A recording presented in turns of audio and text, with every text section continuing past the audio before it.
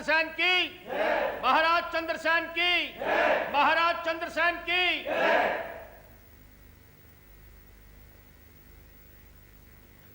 महाराज की जय हो। महाराज, आपके दर्शनों का अभिलाषी एक प्रवासी कोई भेंट की इच्छा प्रकट करता है। प्रवासी? उसे सम्मान सहित अंदर लाया जाए। जी महाराज।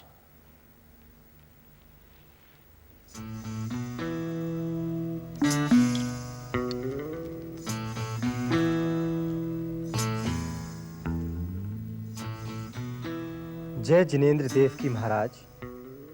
जय जिनेंद्र प्रवासी। आप अपना परिचय और आने का प्रयोजन बताएं। महाराज, मेरा नाम बुद्ध सेन है। मैं एक जौहरी का पुत्र हूँ, बल्लभपुर नगर का नागरिक हूँ। आपकी महानता बल्लभपुर से सुनता आ रहा हूँ, इसलिए आपके दर्शनों का अभिलाषी हूँ। महाराज, ये तुच्छ भेंट लाया हूँ, इसे स्वीकार कीजिए।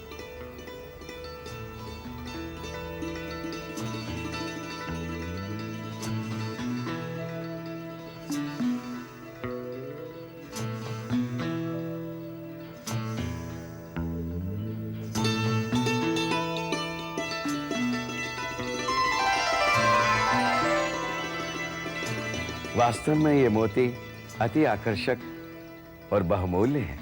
क्षमा चाहता हूं महाराज, ये मोती ना केवल बहुमूल्य है, दुर्लभ भी है।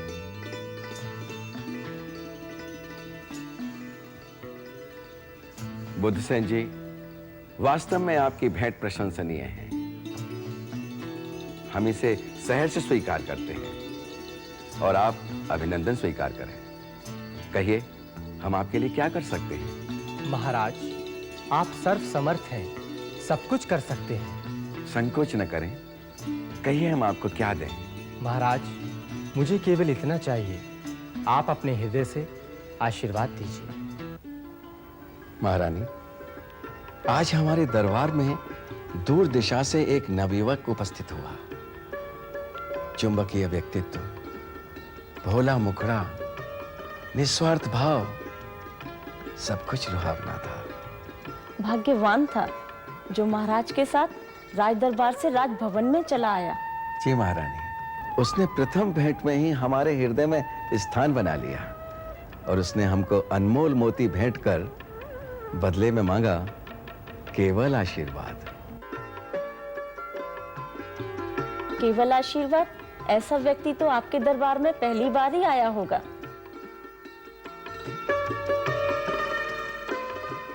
तुम्हारे द्वारा दिए गए गजमोती से राजा अति प्रसन्न हुए। जब राजा प्रसन्न हुए थे तो आपने उनसे क्यों नहीं कहा मुझे आपके नगर में व्यापार करने की आज्ञा चाहिए? मैं प्रथम बार राज दरबार में गया तो ऐसे सहृदय राजा का आतिथ्य पाकर मैं उनसे कुछ मांग ही ना सका। प्रिय, कभी-कभी किसी से पहले ही साक्षात्कार में ऐसा लगता है कि हम कहीं मिल चुके हैं। शायद कोई पिछले जन्म का नाता है। नाता ना भी हो तो जुड़ने में कितना समय लगता है? लगता है समय हमारे पक्ष में बोलना चाहता है, कोई नई दिशा खोलना चाहता है। स्वामी, यह लीजिए गजमोती और राजा को दे आइएगा। यदि इस बार वो आपको कुछ देना चाहे तो स्वीकार कर लीजिएगा। वो तो ठीक है प्रिय, परंतु तुम ये दूसरा मोती भी दे दोगी तो फिर तुम? यह वही नर मोती है जो आप राजा को भेंट कराए थे। अर्थात? आप इन मोतियों के चमत्कार से अनभिज्ञ है। यह तो रात्रि होते ही वापस आ गया था। मैं कुछ समझा नहीं। यह एक दैवमय मोती है। इसकी विशेषता यह है, यदि अपने मादा मोती से अलग कर भी दिया जाए तो रात्रि होती ही उसके पास वापस आ जाता है। इसे अपनी मादा मोती तक पहुंचने से कोई बंधन रोक नहीं सकता।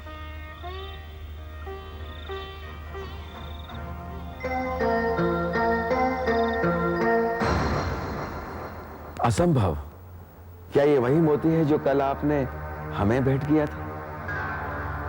हाथ कंगन को वारसी क्या महाराज? कोषाध्यक्ष देखने गया है, समाचार लाता ही होगा।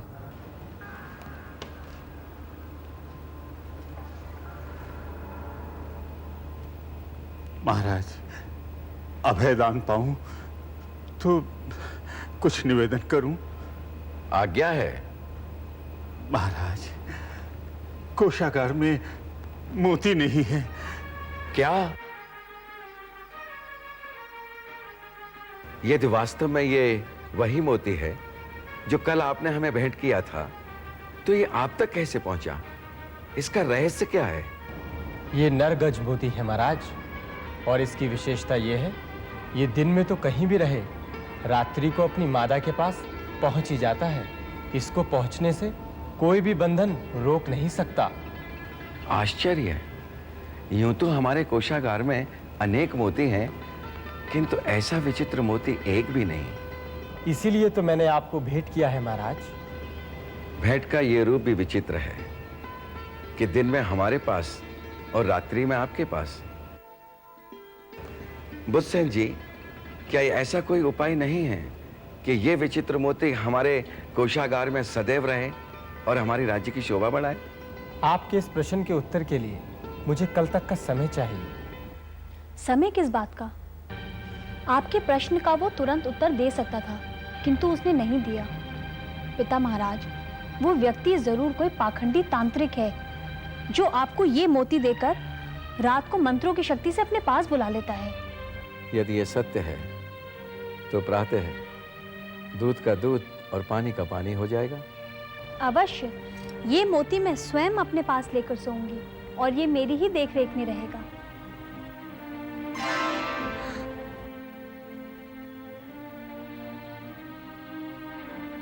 घोर आश्चर्य है।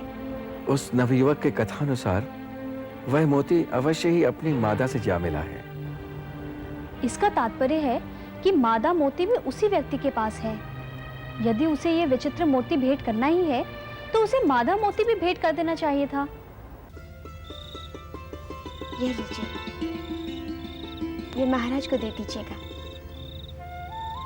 ये नर मादा मोतियों का जोड़ा ही उनके शंका का समाधान है। आप ये दोनों मोती महाराज को दे देंगी तो आपके पास क्या रह जाएगा? फिर भी मेरे पास 2 अनमोल मोती शेष रह जाएंगे। एक मेरा धर्म और दूसरे मेरे पति परमेश्वर। आप उदार हृदय से ये दोनों मोती महाराज को समर्पित कर दीजिएगा। उनके विनिमय में महाराज जो कुछ भी दे उसे प्रसाद समझकर दोनों हाथों में ग्रहण कर लीजिएगा। महाराज, आप समझते हैं वह मोती लेकर पधारेगा? अवश्य महारानी, वो किसी उच्च कुल से संबंधित विशिष्ट व्यक्तित्व का एक धनी युवक है।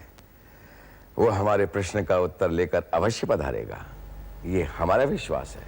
परंतु महाराज, मुझे नहीं लगता कि वो यहाँ पधारेगा। जय जिनेंद्र देव की महाराज।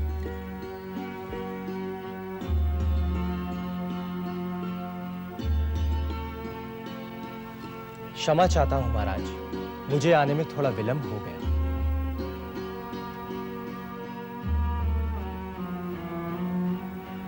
हमें विश्वास है बुद्धसेन कि आप हमारे प्रश्न का समाधान करने आए हैं। अवश्य महाराज, आपकी शंका का समाधान ये नर मोती है जो मैं आपको 2 बार भेंट कर चुका हूं, परंतु ये अपनी मादा से जाकर मिल ही जाता है। और आपके पास ये दोनों मोती रहने का केवल एक ही उपाय है कि मैं आपको ये दोनों मोती भेंट कर दूं। महाराज, ये सेवक आपकी सेवा में ये दोनों मोती लेकर उपस्थित हुआ है, इसे स्वीकार करें। बुद्धसेन जी, यदि आप अपने अनमोल गजमोती का जोड़ा हमें भेंट कर रहे हैं तो हम भी पुरस्कार स्वरूप आपका जोड़ा बनाएंगे, अर्थात अपने हृदय का टुकड़ा राजकुमारी रूपमती का शुभ विवाह आपके साथ करने की घोषणा करते हैं। महाराज चंद्रसेन जी की, राजकुमारी जी की, महारानी जी की, कुंवर बुद्धसेन जी की, महाराज के वीर की। ने यह मार्ग बताया प्रभु के सन्मुख आने का।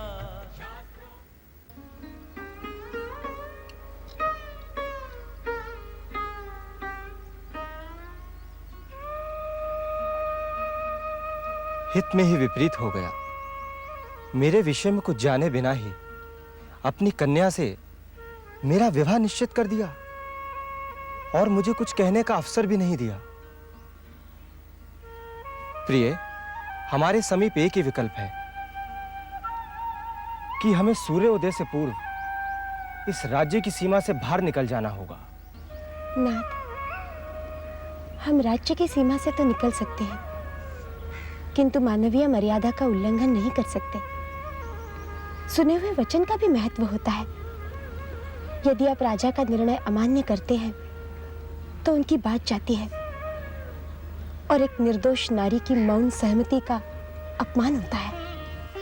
विवाह मंडप में दिए वचनों को तोड़ दूं और सप्तपति के साथ रखे हुए चरणों को किसी और दिशा में मोड़ दूं। इतना बड़ा अनर्थ मुझसे नहीं होगा।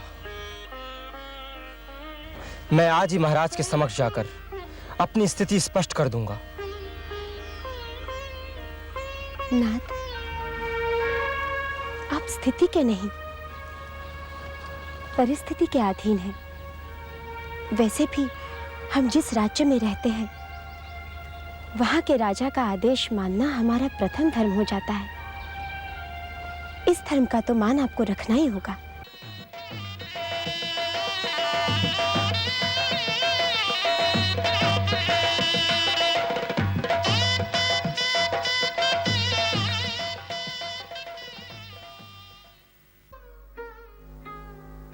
क्या ये विवाह आपकी मत के विपरीत हुआ? क्या मैं आपके अनुरूप नहीं? नहीं नहीं राजकुमारी, मेरी उलझन कुछ और थी जो आज की रात बताने योग्य नहीं। आज मैं इतना ही कह सकता हूं कि इस विवाह के लिए मैं प्रस्तुत नहीं था। किंतु मेरे जीवन में ये प्रथम रात है। आप प्रथम पुरुष हैं। प्रथम स्पर्श की सुखद अनुभूति से मुझे और वंचित न रखिए स्वामी। तुम अनंत सुंदरी हो, राजकन्या हो, इतना सब होने पर भी तुम गर्वित नहीं। यही तो है तुम्हारी विशेषता। तो वचन दीजिए कि एक पल भी मेरी आंखों से ओझल नहीं होंगे और निमिष मात्र भी मुझे अपने से दूर नहीं रखेंगे। मैं वचन देता हूं मनोवती। मनोवती? मनोवती नहीं, मुझे अनुपमा कहकर पुकारिए। मनोवती से मेरा तात्पर्य उदार मन से है।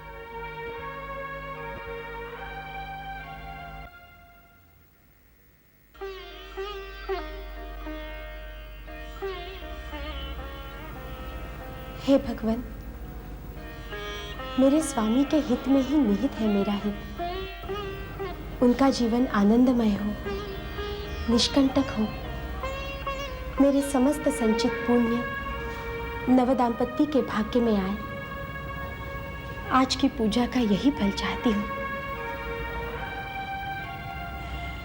भगवान, जब तक उनके कार्य सिद्ध न हो जाए उन्हें मेरा स्मरण ना आए।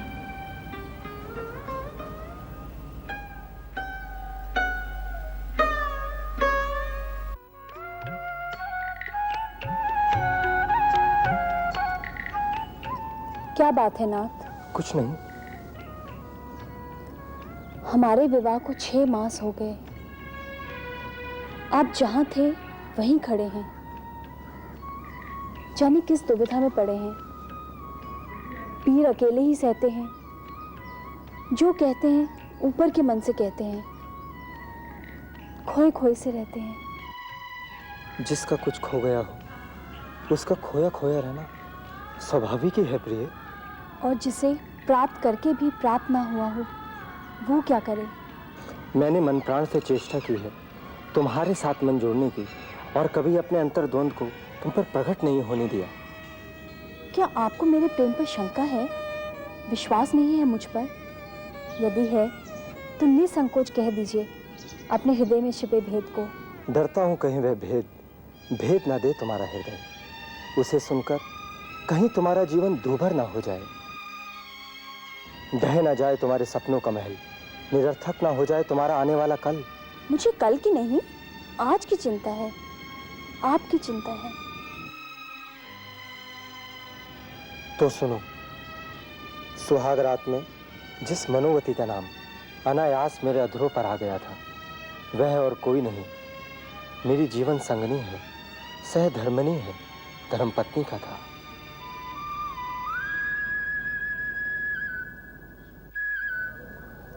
पिता महाराज ने मेरा अतीत जाने बिना मुझे कुछ कहने का अवसर देने से पूर्व ही भरे दरबार में हमारे विवाह की घोषणा कर दी। जब ये वृतांत मैंने जाकर मनोवती को सुनाया तो उसने महाराज के निर्णय का सम्मान करते हुए मुझे स्वयं तुम्हारे निकट आने के लिए प्रेरित किया। क्या कोई किसी और के सुखों के लिए अपने सुखों की तिलांजलि दे सकता है? किसी और के संसार को अक्षय रखने के लिए नष्ट होते देख सकता है अपना घर संसार? जिसने वज्रपात को पुष्पहार की तरह स्वीकार किया, राजा के आदेश पर निछावर कर दिया अपना सर्वस्व, वो कोई साधारण मानवी नहीं हो सकती। पात्र को देखे बिना ही दान करने वाली त्याग की ऐसी प्रतिभूति के दर्शन करके धन्य करना चाहती हूं मैं अपना जीवन। सामान रूप आचरण करने वाली मनोवती के समीपस्थ मुझे शीघ्र ले चलिए नाथ। उनकी चरण वंदना करके उनका धन्यवाद करने को व्याकुल है मेरा मन। चलो, यहाँ की चमक दमक में मैं उसे भूल सा गया था, और भूल गया था उसकी छोटी सी निम्न याचना, जिसमें केवल उसने इतना मांगा था, स्वामी मुझे भूल न जाना, परंतु मैं तुम्हें दिए गए वचन से बंधा था। चलिए नाथ, अब और विलंब करना उस देवी के प्रति अन्याय करना होगा।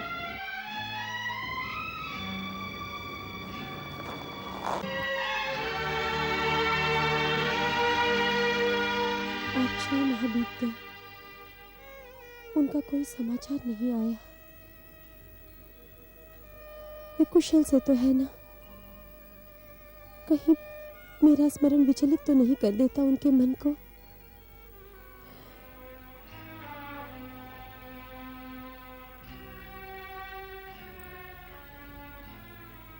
न जाने क्यों आजकल मेरा ध्यान पूजा अर्चन में पूर्ववत नहीं लग पाता। उनके प्रति सान्निध्य का लोभ समाप्त होने पर भी मोह की कड़ी अब तक नहीं टूटी। प्रिय, पल भर भी न भूल सका मैं तुम्हें। स्वामी आप विराजिए।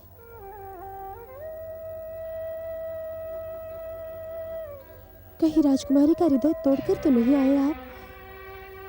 मंगल परिणय की वेदी से मुख मोड़कर तो नहीं आए?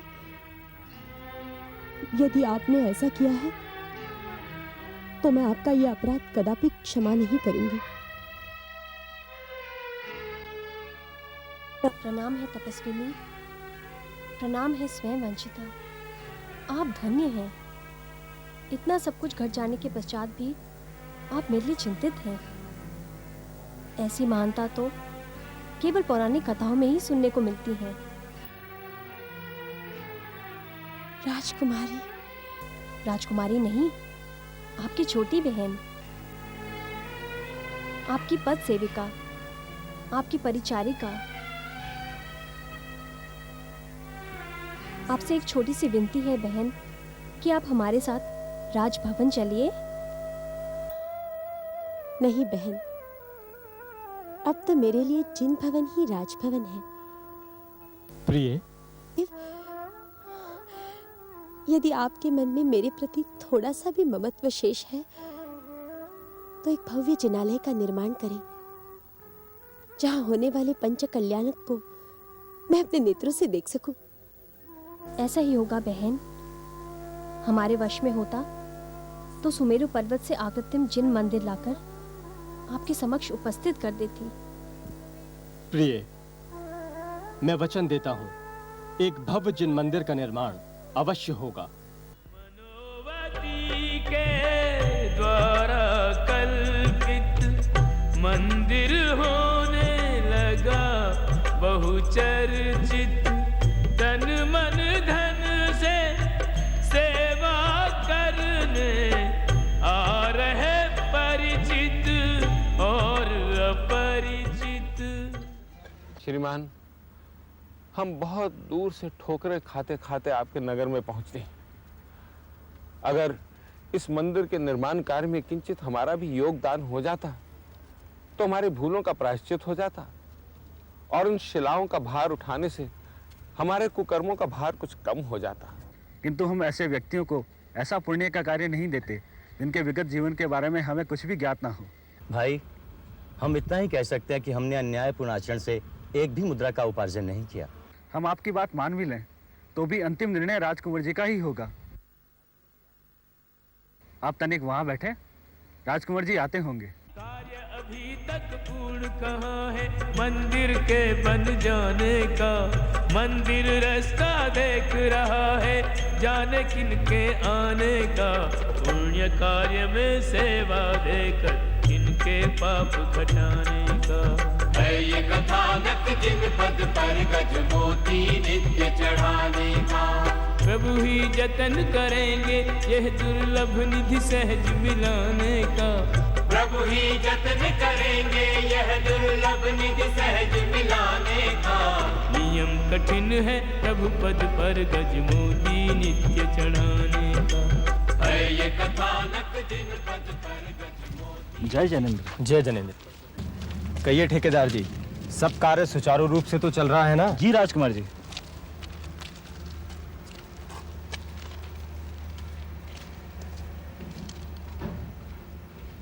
राजकुमार जी, यह परिवार बल्लभपुर से आया है, दयनीय अवस्था में है। मंदिर निर्माण में निःशुल्क श्रमदान करना चाहते हैं। बल्लभपुर से आया है? जी हाँ। जाओ, उन्हें उचित सेवाएं दे दो। जी मालिक।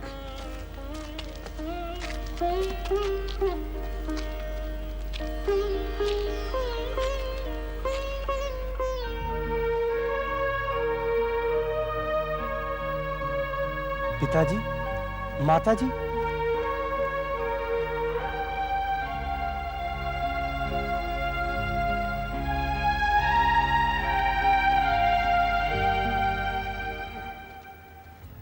संपूर्ण परिवार दयनीय अवस्था में मंदिर के नवनिर्माण में काम कर रहा है। नहीं नहीं, ये अवश्य आपके नेत्रों का धोखा है। वे काम क्यों करेंगे?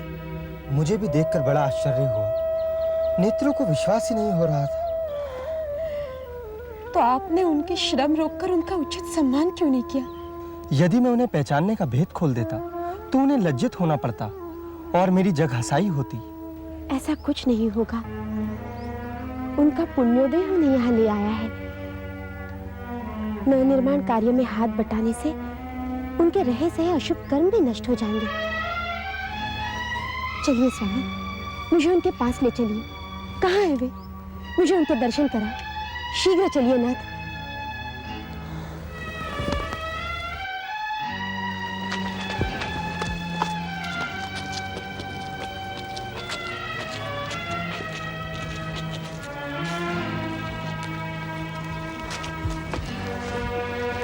कहाँ है?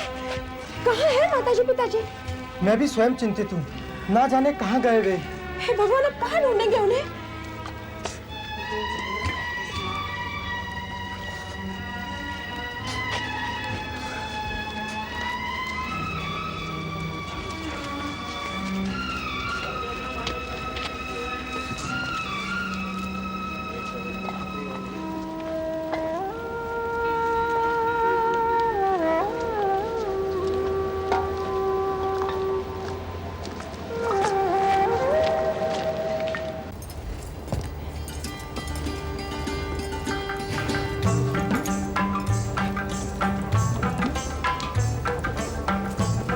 राजकुमारी, एक बात पूछूं? नहीं, यदि आप मुझे राजकुमारी कहेंगी तो कुछ पूछने की आज्ञा नहीं मिलेगी। हाँ, यदि बेटी कहेंगी तो सब कुछ बता दूंगी। राजकुमारी जी, आपके द्वारा की गई सेवा और दिया गया सम्मान हमें भयभीत कर रहे हैं। कहीं ऐसा तो नहीं आप हमें पहचानने में कोई भूल कर रहे हैं? नहीं माताश्री, आपकी सेवा और सम्मान करना तो हमारा धर्म है। धर्म तो प्रजा का है कि वो राज परिवार की सेवा करे, परंतु आप तो। आपसे हमारा संबंध ही क्या है जो आप इतनी सेवा कर रहे हैं? संबंध? आपका इनसे घनिष्ठतम संबंध है, सास बहू का नाता है, अर्थात जो नाता आपका मनोवती से है। मनोवती? मनोवती? मनुवती? मनुवती? छोटी बहू। बहू, बहू, बहू, तुम यहाँ कैसे हो? हम समझ गए, हम सर्व कथा समझ गए। हमने जो पाप किए उनका उत्तर हो तुम। हमने एक निर्दोष बेटे को घर से निकाल दिया, वो न जाने कहां गया। तुमने प्रतीक्षा कर दूसरा विवाह। पिताजी, मैं एक कुलीन घर की धर्मपरायणा नारी हूं। मेरे लिए तो ऐसा सोचना भी पाप है। मुझे दुख है आपने मेरे प्रति ऐसा विचार किया। हमें क्षमा कर दो बहू। बुद्ध के दुख ने हमें विक्षिप्त कर दिया। हमें कुछ ज्ञात नहीं होता, हमें क्या कहना चाहिए, हम क्या कह रहे हैं। पिताजी, क्षमा मांगकर आप हमें लज्जित न करें। क्षमा के पात्र तो हम हैं, जो हमारे होते हुए आपको इतने कष्ट उठाने पड़े। तो बहू, मेरा पुत्र बुद्ध कहाँ है? यही है माताजी, अभी आते ही होंगे। मेरा पुत्र यही है? हाँ पिताजी, आपकी छोटी बहू। क्या? मेरी छोटी बहू? पर ये कैसे संभव है? किसने कराया ये दूसरा विवाह? स्वयं आपकी बहू मनोवती ने। क्या? महाशय, यह आपकी बहू धन्य है। हम इसकी महानता को प्रणाम करते हैं। इसने हमारी भावावेश एवं शीघ्रता में की गई राजकुमारी से शुभ विवाह की घोषणा का मान रखने के लिए अपने सुखों को तिलांजलि देकर अपने ही पति को दूसरे विवाह की अनुमति दे दी। संसार में ऐसा दृष्टांत कोई दूसरा नहीं मिलेगा। आप सत्य कहते हैं महाराज। मेरी बहू अत्यंत गुणवती है, पर मेरा बुद्ध अभी तक नहीं आया। वो बाहर बैठे हुए हैं, आपके समक्ष आने का साहस नहीं कर पा रहे। ठीक है, अगर वो अंदर नहीं आता, हम बाहर जाकर उससे क्षमा मांग लेते हैं।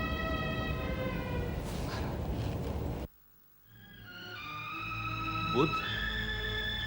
पिताजी। पुत्र, हमें क्षमा कर दो। हमने तुम्हारे साथ बहुत बड़ा अन्याय किया। हम तुम्हारे अपराधी हैं पुत्र, हमें क्षमा कर दो। अन्याय तो अब आप मेरे साथ कर रहे हैं, मुझसे क्षमा मांगकर। क्षमा का प्रार्थी तो मैं हूं, जो आप लोगों को इतने दिन कष्ट देता रहा। पुत्र, भगवान मुझे हर जन्म में तुम्हारे जैसा पुत्र दे। माता जी, भैया भाभी,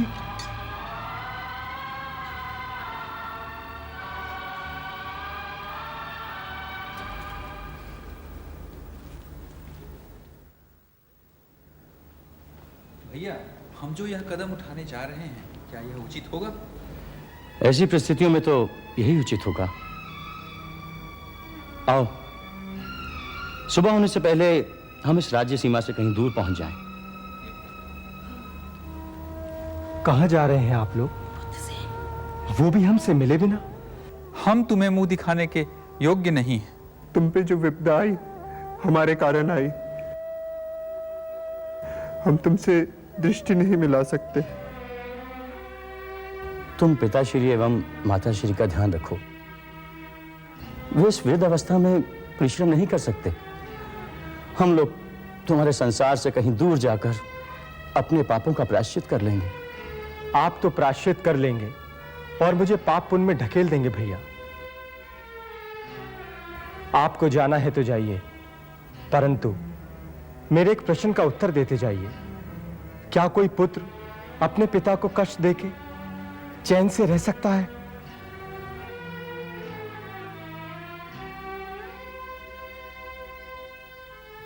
क्या बड़े भाई भी पिता समान नहीं होते?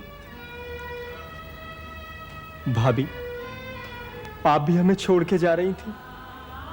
आप लोगों को भी हम पे दया नहीं आई। अब आप हमें छोड़ के कहीं ना जाना। हम आप लोगों के बिना एक पल भी नहीं रह सकते हैं। बुद्ध, नहीं, नहीं बुद्ध। पिताजी,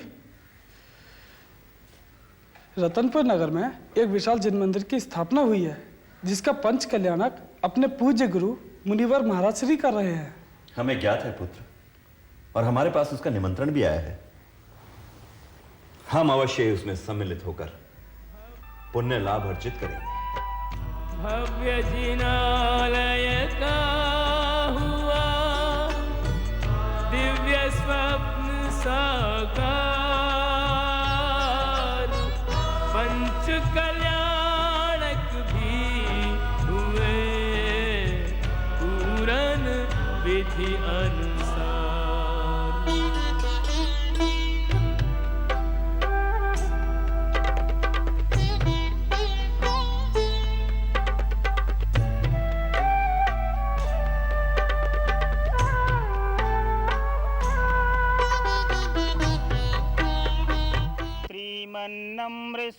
सुरेंद्र मुकुटा प्रदोतिरात्म प्रभा भास्वत्पाद निकेंदव प्रवचनाम बोधिंदवास्तायिना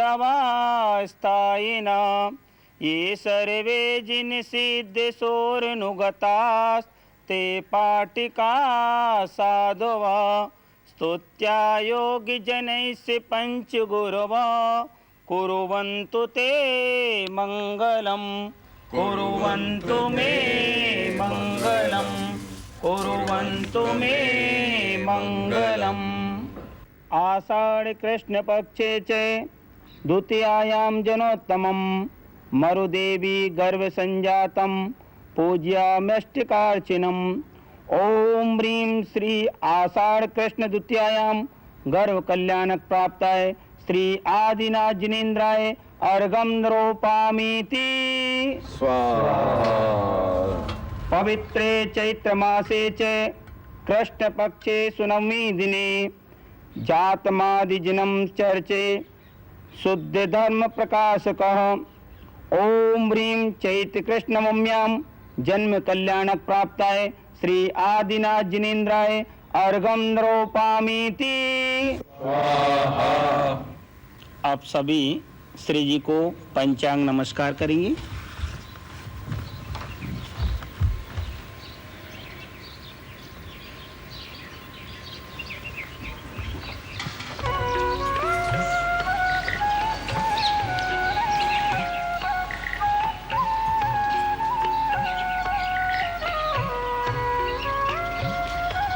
मनो, मेरी बेटी, हम तो तुम्हें पुनः मिलने की आशा ही छोड़ बैठे थे। घर से एक पग भी बाहर ना रखने वाली बेटी हमसे इतनी दूर चली गई। माताश्री, क्षमा प्रार्थी हूँ। आपकी ममता के साथ छलना करनी पड़ी, परंतु क्या करूं, स्थिति ही कुछ ऐसी थी। पुण्य कर्मों का फल मिलता है ये तो जानता था, किंतु तत्काल मिलता है ये मैंने आज जाना। पंच कल्याणक में किसने क्या पाया ये तो मैं नहीं जानता, परंतु मेरे लिए सबसे बड़ी उपलब्धि मेरे कन्या रत्न की प्राप्ति है। देखो ना मनो बहना, यहाँ सभी आगंतुक अपने परिवारजनों के साथ सानंद लौट रहे हैं। तुम भी कुछ दिनों के लिए हमारे साथ हस्तिनापुर लौट चलो, जहाँ की हर वस्तु तुम्हारी प्रतीक्षमान है। माननीय पुत्री मनोवती, एक अबहुद राजा किंतु भावुक पिता, तुम्ही से प्राप्त बहुमूल्य निधि तुम्हें भेंट करने आया है। इन गजमोतियों पर सर्वथा तुम्हारा ही अधिकार है। इन्हें स्वीकार कर जिनदेव को अर्पित कर अपने नियम का पालन करो और पारणा करो। बधाई हो देवी, तुम्हारे आदेश अनुसार भव्य जिनालय का निर्माण हुआ। विधिवत संपन्न हुए पंच कल्याणक श्री जी अपने भवन में विराजमान हो चुके हैं। अब बेला है तुम्हारे अपने भवन की ओर प्रस्थान करने की।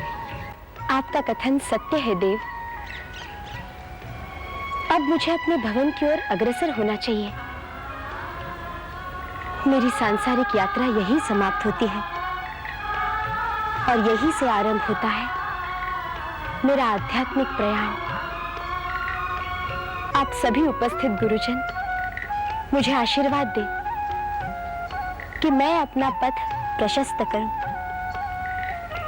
और गुरुदेव से निवेदन करें कि वे मुझे आर्य का पद प्रदान करें।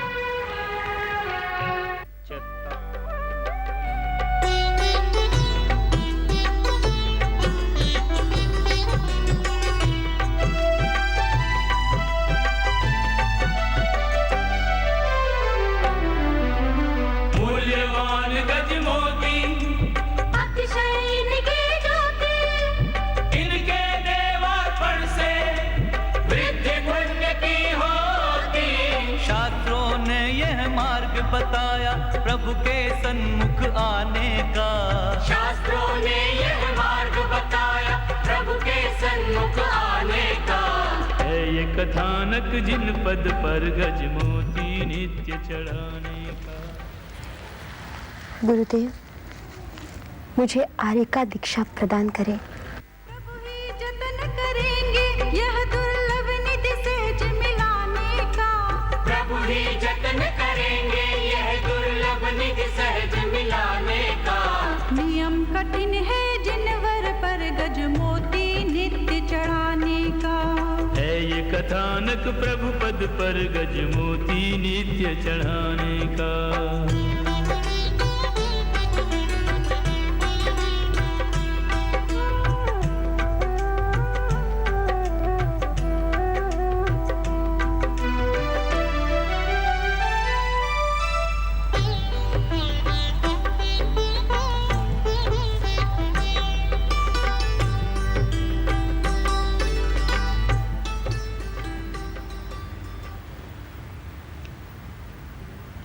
आत्म कल्याण की दुर्लभ घड़ी, अभिवादन करने को खड़ी। इष्ट वियोग अनिष्ट संयोग, भोग चुके ये सारे भोग। माया ममता मोह विहीन, अब हम निजानंद रसलीन। प्रतिपल को अंतिम पल मान, प्रतिपल का करते सम्मान। गुरु और गुरुजन लेहु प्रणाम, अब हम चले आपने धाम। मोह माया से लेकर विदा, धर्मवंती हुई आर्यता। ज्ञान सुधा से अंतर भर के रत्नत्रय को धारण करके देखो बन गई पावन दीप शिखा। मोह माया से लेकर विदा, धर्मवंती हुई आर्यता। ज्योति अलौकिक निकली मनोवती के तन से। ज्योति शिखा वह जाकर मिल गई ऊर्ध्व गगन से। मिला परम सौभाग्य स्वर्ग में देवी के पद पाने का। मिला परम सौभाग्य स्वर्ग में देवी के पद पाने का। यह फल पाया जिन पद पर गज मोती नित्य चढ़ाने का। यह फल पाया जिन पद पर गज मोती नित्य चढ़ाने का। शास्त्रों ने यह मार्ग बताया प्रभु के सन्मुख आने का। शास्त्रों ने यह मार्ग बताया प्रभु के सन्मुख आने का। नियम कठिन है जिन पद पर गज मोती नित्य चढ़ाने का। है ये कथानक जिन पद पर गज मोती नित्य चढ़ाने